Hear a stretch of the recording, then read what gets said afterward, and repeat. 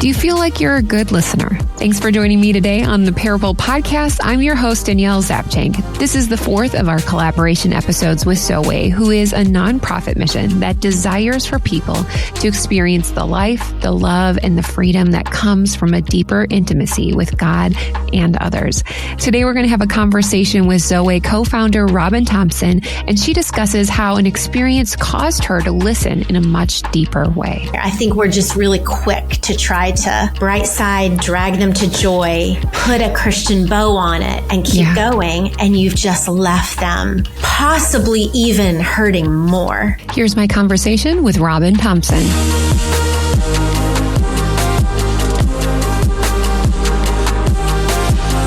So excited as we continue our collaboration with Zoweh for you to meet co-founder of Zoweh, Robin Thompson. You may remember her husband from episode 106, Michael, and we've been talking and sharing stories about what everybody has been learning in their life, how that's been wrapped up into Zoweh, and how they've used that to help people experience life in more engaging ways. So Robin, welcome to the Parable Podcast. Thank you, Danielle. I'm glad to be here. I was excited about this.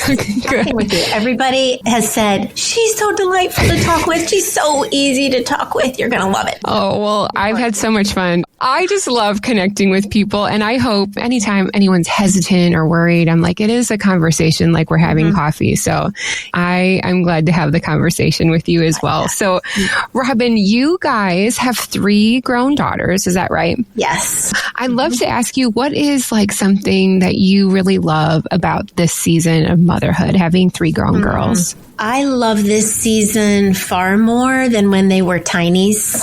That was so exhausting. As they got older, I started to just enjoy the relational aspect of getting to know them, seeing who they are emerge, and being able to engage them differently in a more grown-up way. And so I just enjoy them so much and love when they come home. Michael and I love the empty nest a lot. And yet we also really love when they come home. And I would say, too, I also have been learning how to recognize and name some of the ways that I have not loved them well in their growing up years, in their stories. So I have been learning alongside them independently, but then coming together in conversations and wanting to understand more of how I impacted them, how my ways of parenting hurt them, wounded them, how I missed them and harmed them, and being able to take ownership of that. And so it feels like we're in a several-year journey, a place of repair that is both hard and I wouldn't trade it for anything. Yeah. So there's a lot of beauty and goodness in the midst of it being a hard thing. Gosh, thank you for sharing so vulnerably, because I think most parents are like, oh, I miss my kids. And then we would just stop there. But the truth is, you got to sometimes do the work. And I think we all have that from past relationships, past family experiences. And again, I think if you go back for you, Robin, you don't seem like a malicious person. But we have like things in our life that just naturally come out and we don't recognize why we do it or that's even happening until maybe it gets pointed out. So I'm glad you're in that season of transitioning. I'd love to know from your daughter's perspective, is that been surprising for them? Have they been like, oh, Mom, what are you talking about? How has it been on their end? It has coincided with their own therapy. You know, you can kind of keep trudging through life until things happen that knock you back, sometimes so hard that you're just reeling and you're so disoriented and you can't see straight. And you need the help of another human being who is wiser. And when you find someone who fits, oftentimes a therapist just can be an incredible gift. And so all 3 daughters were pursuing their own counseling, their own therapy, which I think is so incredibly brave and courageous. Yeah. And I remember saying to my oldest daughter, Ashley, if you are learning and understanding things, ways that I have hurt you, please tell me. I'm open. I would love to hear. And she looked at me and she said, oh, Mom, you couldn't handle it. Oh, wow. And I was like, oh, wow. And she was was saying it in the kindest of ways. But when I started to engage my own story, I realized, oh, now I get it. Now I understand what she's talking about. And now just as things come up, as things surface, she'll say, Mom, that's one of those things. So it wasn't in her kindness. It wasn't an all at once, here's the laundry list of ways that you've wounded me. But it's in the moments. Okay, Mom, that's one of the ways that hurts. And that gives me opportunity. And then depending on how I respond, am I safer now that I'm starting to do some of my own work, or am I still unsafe in a way that I defend how I always was? I explain why, which those were my MO, to explain and defend until I 3 years ago started to do my own work and now can say, okay, yes, I can see that. I'm so sorry. I did that. That's I did that. Robin. That must have been horrible. You must have felt so lonely or whatever. So it brings a level of repair that seems to be really healing for both. Yeah. Thank you for sharing that. Them. Yeah. Yeah. Well, one of the things that I noticed in your bio that I felt like this would be us whenever we get to meet in person, Robin, you said tacos and margaritas outside with your girlfriends are one of your greatest joys. And I would say that is, pretty much any food with friends. It's one of my greatest joys. What is it about connection with people that just like that brings that joy out for you? Connection with people. Well, it depends on the people. It depends on the type of connection, but connection where there's all types of connection, but where there's mutuality, where there's a shared knowing and being known, and growing in that, learning to be more vulnerable and learning who is safe to share my story with. All of that, there's so much that goes into connection. I'm thinking of my best friend right now, and I'm thinking of when we connect, we just instantly, we feel safe in each other's presence. We're able to share without risk of judgment. We're able to share the deeper places and know that they can be held.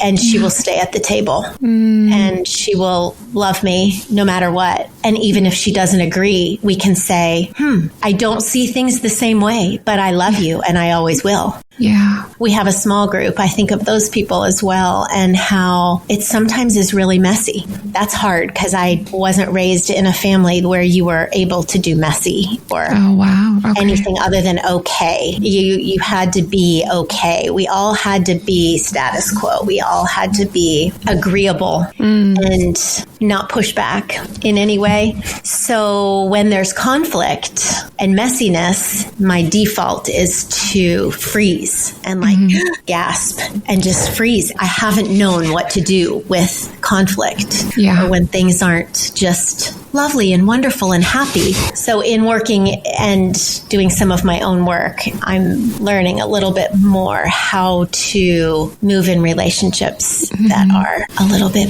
it's okay to have messy and how to engage in a truer way, but to stay at the table and listen and connect and not have to freeze. I don't have to freeze.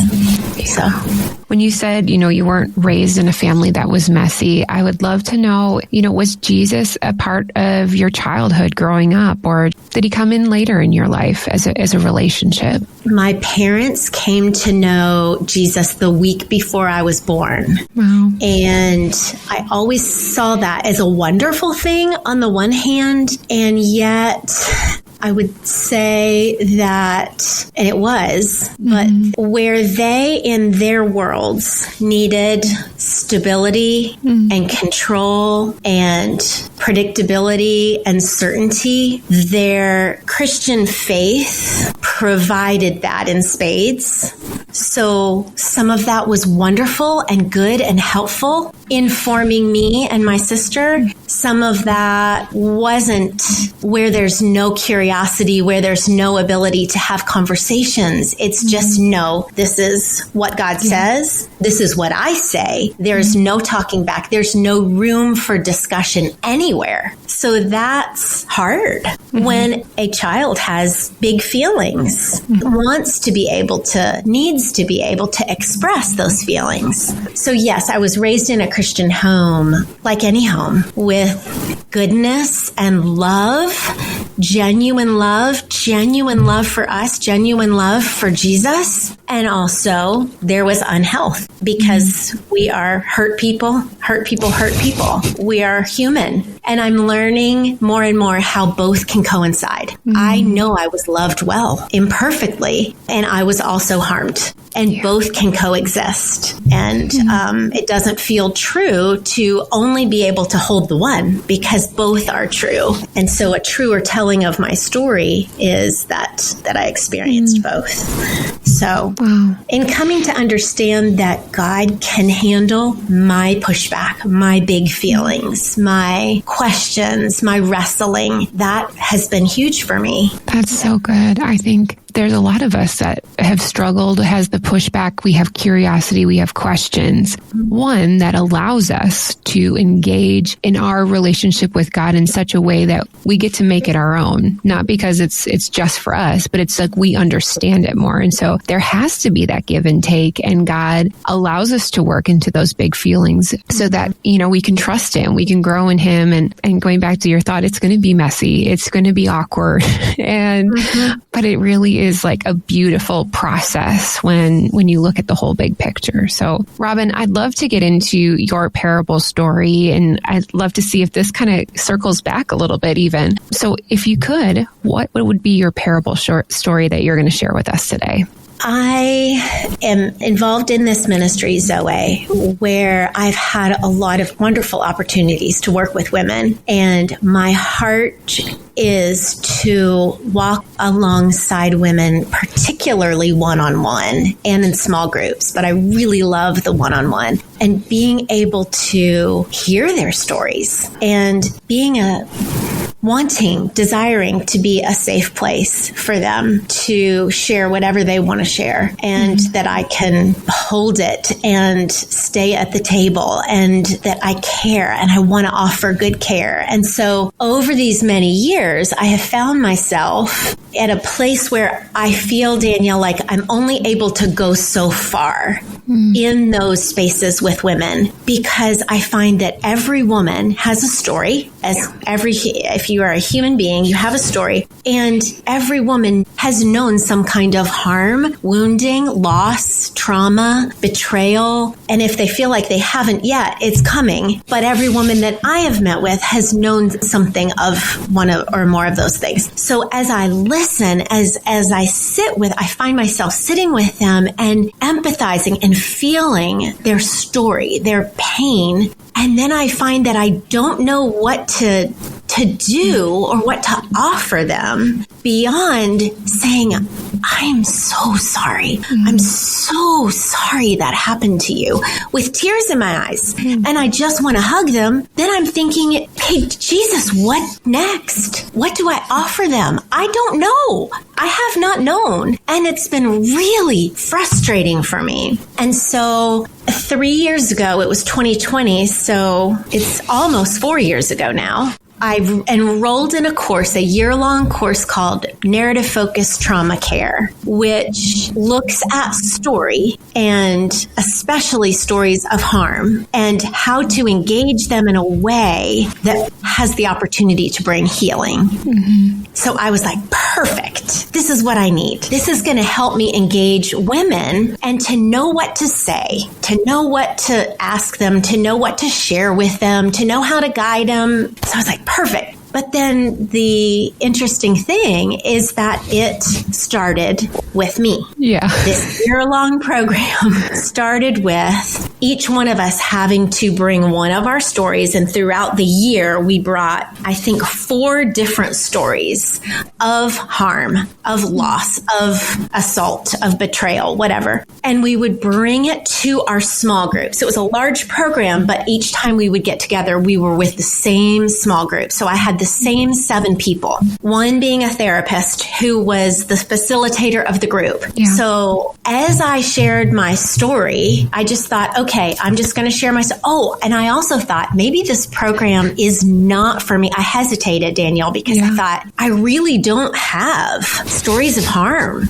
When I speak at events or share, I say it was 1,000 little paper cuts for me, just paper cuts. So I thought, I'm going to be the only one. I'm going to feel badly because I'm going to be the only one in my group that doesn't have a story of harm, and everybody else is sharing their heart. So here I bring my little story the first time, and oh my gosh, I read it to my small group, and how they sat in silence to honor my story felt both unnerving and also so kind and honoring, like I said. And then they began to ask me questions about my story that were both uncomfortable and disruptive, but really significant and needed for me to be able to realize, oh, you know what? What I experienced was harm. It mattered. Even if it felt like it was just a small thing, they helped me realize it wasn't small and it mattered. And so much more was going on in my story than I had any idea. And it was worthy of grief. It was worthy of naming what it was. It wasn't just a paper cut. It was abusive. And that it was worthy of my tears, worthy of my anger. It was unjust. It was undeserved. So it was a pursuit for the hearts of other women that actually started with my own heart and my own story. And the man who led Dan Allender, who led this program, I remember him saying right out of the gate, you cannot take anyone further than you've been willing to go yourself. And I was like, oh, wow, that's significant. And that's so very true. So I could only go that far with women because that's all the further I had ever gone in my own story, if that. I've just become familiar with Dan Allender and his work. Within the last year, Carrie Garcia, she was on a previous episode. She's worked with Dan. I think she's getting her whole certification. So I went to a conference last year, and there are some times that I think to myself, same as you, if we would do some story work and sharing. And I'm like, I don't know if I have anything really to share. Like, is it really that bad? Are we like just pulling up things that don't need to be pulled up? And gosh, like, I'm a crier to begin with, but like, it was such a great experience for me. And I'm so glad when you had first told me, like, I went there to just kind of like learn how to listen to other people. And I'm like, oh no, like this is going to end up being back on herself. And so I'm so thrilled for you that you did have that experience, because you're right. It does help us to open the doors to really to be able to truly listen and empathize at a deeper level when we've done our own work. And that's hard. It's long and it's arduous, but it's so beautiful on the other side. So thank you. Yes. And may I say something that you said to Danielle, when you say, you know, like I similarly thought, do I really need to go back and was it really that bad? Yeah.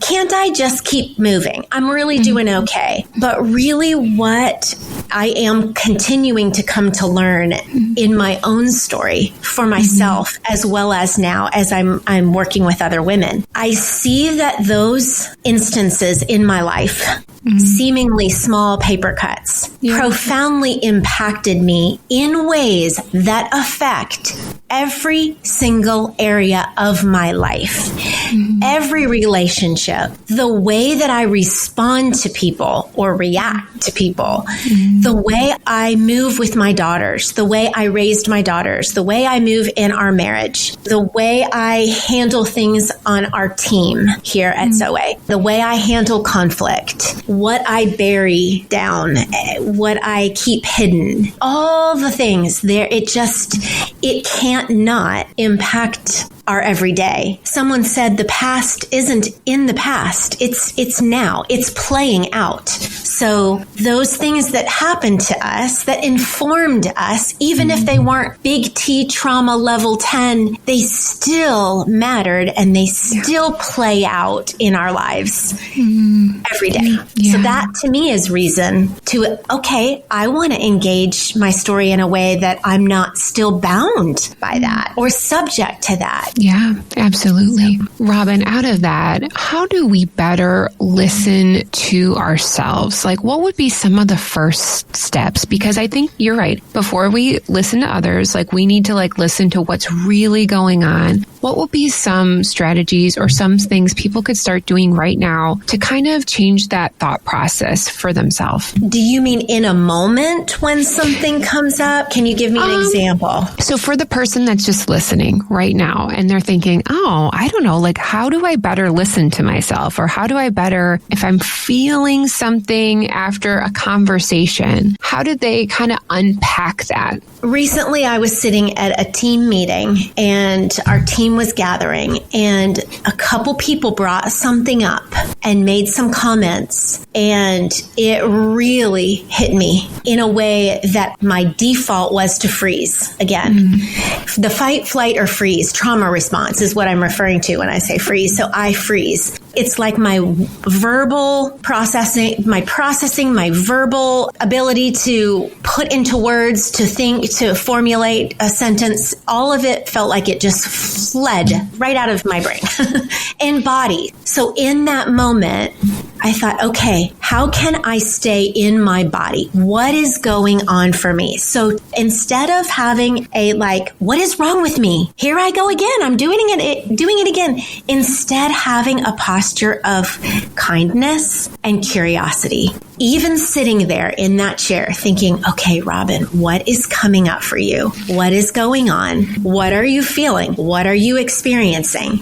And reminding myself to breathe, reminding myself to stay present, and just breathing in a prayer. Spirit of God, is this something that I respond to now? Or do I wait till later? So breath, prayer, and being kind and curious instead of a shaming response. Here I go again. That seems to open us up to a greater opportunity for where am I? Where are the people in front of me? How can I move in this differently right now, Holy Spirit? How can I move in this in a way that's true for me? But is this the moment to bring it up, or is another time better? There's no answers. There's no script. But I find that moving, staying in my body, present to the Spirit, present to me and my body and the Spirit of God is all one and the same, I'm learning. And so that kind of attention and presence and curiosity is what I would invite, and I'm learning to invite in my own self in those moments. Yes, I'm learning that. We have 2 kids. Our oldest is 13, our daughter Edie, and they're the greatest teachers to me on how to listen, how to be more aware. Because sometimes, we're in our heads. I'm just this is what you need to do, and this is how you have to do it. Or recognizing, is this the best time to share this information? Right before bed is not the best time for our oldest. And so it is being aware of what you said. Is it being Spirit-led? Are you really paying attention to what your body is saying? And I think we can do that just simply when we look back through the past week or even the last day of it wasn't something huge, but how did you react to your coworker or X, Y, and Z? But you guys have a listening guide through Zoweh. And one of the quotes that stood out to me in that guide is, the first duty of love is to listen. It was by Paul Tillich. And I think that is so important. And what you were talking about, how you care so passionately for the women that you meet through Zoweh. We want to be there. We want to give them guidance and to care for them, but we have to be able to listen. So tell me, did this guide come out of your experience with Danielle and her, or was this something that was kind of already there for you? Yeah, we have medics at our weekends for men and our weekends for women, who basically are individuals who are willing to, if someone at the weekend is feeling overwhelmed, is feeling triggered, is feeling like they just need to talk with someone, we very loosely, I say very loosely, train our medic guides how to listen, how to hold that space for someone. We're not therapists. We're not counselors. We're not giving advice. And so we have always had a medic guide training. And since my involvement in this program, Danielle, yes, I took it upon myself to rewrite it because I thought, oh my gosh, we could be doing a lot of things more effectively. Yeah. We are potentially participating in harming them by trying to give our advice or trying to relate. And one of the things that we do with our good hearts, I know for me, I always thought it helps someone feel less alone if I say, oh, me too. I can relate. I want them to know they're not alone. Yeah. But that actually is not helpful at all. It actually takes the person out of their own story and their own pain, and you've just made it about yourself. You've really just left them and made it about yourself. So that's an example of things that I think we were doing, thinking in our good hearts we were wanting to help, but it wasn't helpful. So yes, the listening guide, I want it to be more listening and engaging, because we don't just listen. It's also how do we engage them in a way that doesn't do what I've always done my whole life, just listening, and then I didn't know how to engage them. But it offers how do you ask questions?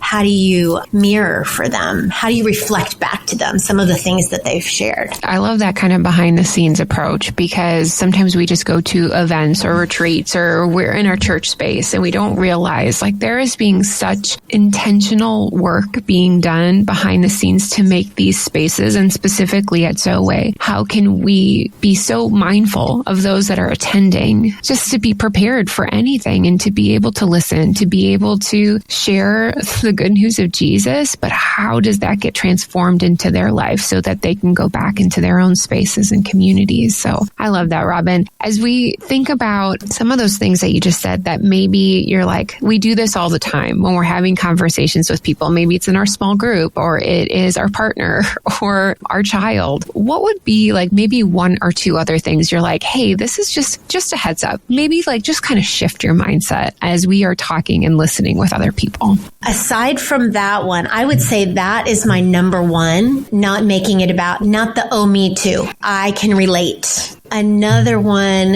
I would say is asking questions that help to clarify, because checking that you understood what they just shared. Tell me more about this. Can you say more about this? Another thing might be, how is it for you to ask? How is it for you to share this with me?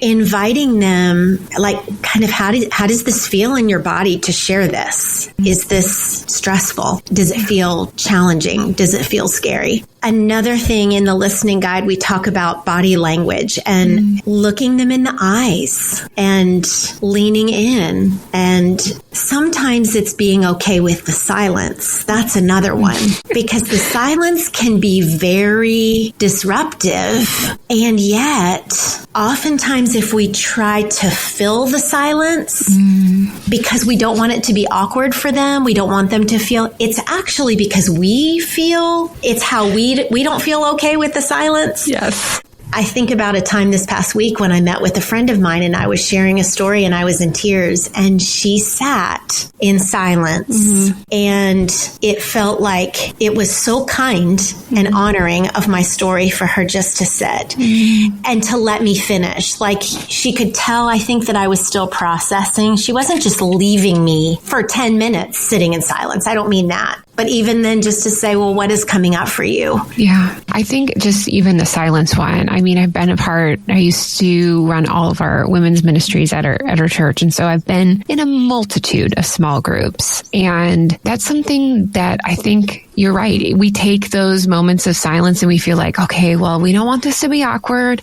We want to keep the conversation moving. And sometimes we had to remind everybody, like, it's okay. And that all of these things, all of them are a process. I don't think anyone listening, you don't need to feel shame about this right now and be like, oh gosh, I'm like the worst friend ever.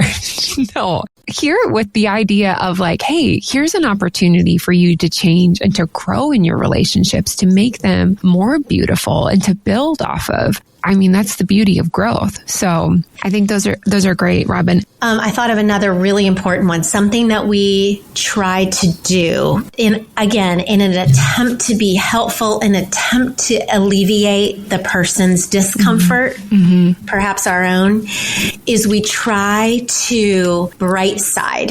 The movie Inside Out, where joy tries to like drag a person to joy. But God is up to good. Like, I see you hurting. I see you in the ditch. But here are 5 verses. God promises this. Da, da, da, da. So it's a way of popping them out of a very essential place for them to be for a while, to join them in their sadness, to sit with them for a while. Like even thinking of coming and sitting on the ground or on the curb and just sit with them and be with them rather than trying to pop them out and bright side. And we can spiritualize it in a red hot minute with things that are true of God, but that aren't helpful in the moment. They just need to be joined in their story, in their pain, and to have us bear witness. Yeah. When you think about a time when someone did that for you, like there's that quote, you may not remember what a person said, but you will always remember how they made you feel. Yeah. And I know I can remember not people's particular words or advice or bright siding or scripture in the moment, but if they met me and sat with me and just let me be where I was and cried with me and asked me other questions that kept me there for a while, which is a place where God, our comforter, comes and sits next to us and grieves with us and bears our burdens with us, catches our tears in a bottle because they're precious to him, not trying to wipe them away and get back up, brush it off. That's where the healing happens. That's where so much, or has the opportunity to happen. So much goodness can happen there. I think we're just really quick to try to bright side, drag them to joy, put a Christian bow on it and keep going. And you've just left them possibly even hurting more than when they came to you.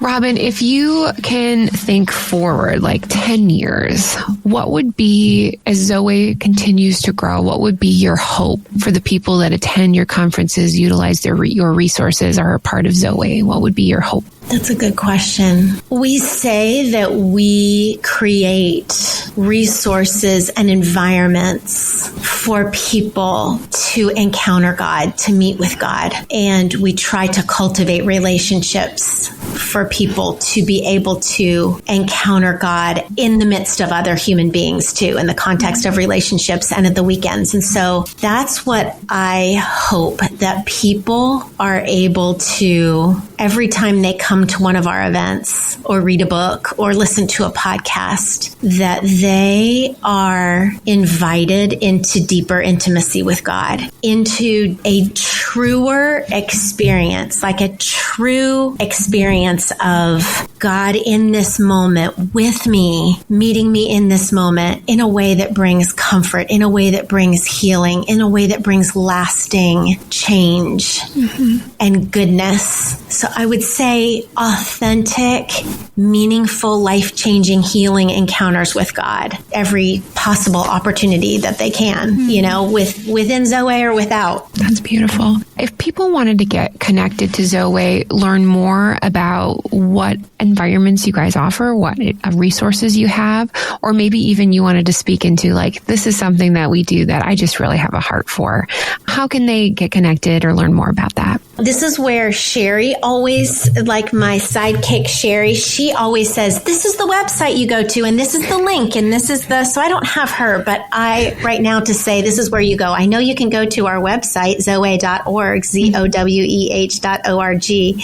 And if you click on women and the women's events, now I know there's a deepening journey that we offer, and there's a link there. Sherry's going to kill me for, maybe we can have this in the notes somewhere. Yes, we can. definitely. All of it will be there. That would be lovely, because there are things that we offer for women and then for men. There's plenty of men's stuff on the Zoweh website, offerings, resources, weekends, and there are some for women as well, not as many for men, but we really want to offer a space for women through our monthly Zoom around the table conversations, where we just have conversations. Sherry and I and Dana and Maggie, our women's team, talking about things that matter, like you do on your podcast. And then the Deepening Journey is a resource that we are excited about that was filmed at one of our weekends. That is for small groups for women or individually or whatever, but that's all found on our website. Yeah, so many great things. And like I said, everything will be linked within the show notes. Robin, thank you so much for sharing your heart today and helping us better understand how we can be better listeners for our friends and our neighbors. And it really helps us connect and be in tune with our relationship with God. So thank you so much for joining me today. You are so welcome. Thank you for listening. You're a very good listener. I noticed that about you. Thank you, Danielle. I hope you enjoyed this conversation with Robin Thompson and were encouraged in how to be a better listener. To connect with Robin or discover more about the Deepening Weekends, simply visit daniellezapchenk.com for details.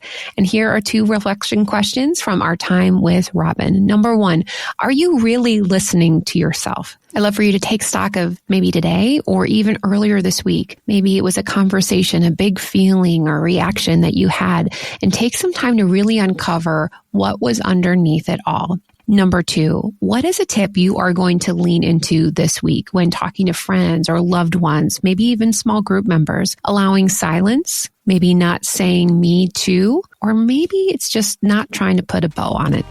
One easy way you can help support the Parable Podcast is simply by sharing it with a friend. If you could pass that along today, that really helps people find out more about these fantastic parable stories. And thank you to my technical producer of a husband, Eric, for his marvelous editing skills. That is going to do it for today. I'm grateful that you took the time to spend it with me. Remember, your parable showcases how God is always willing to listen. We'll see you back again next week on the Parable Podcast.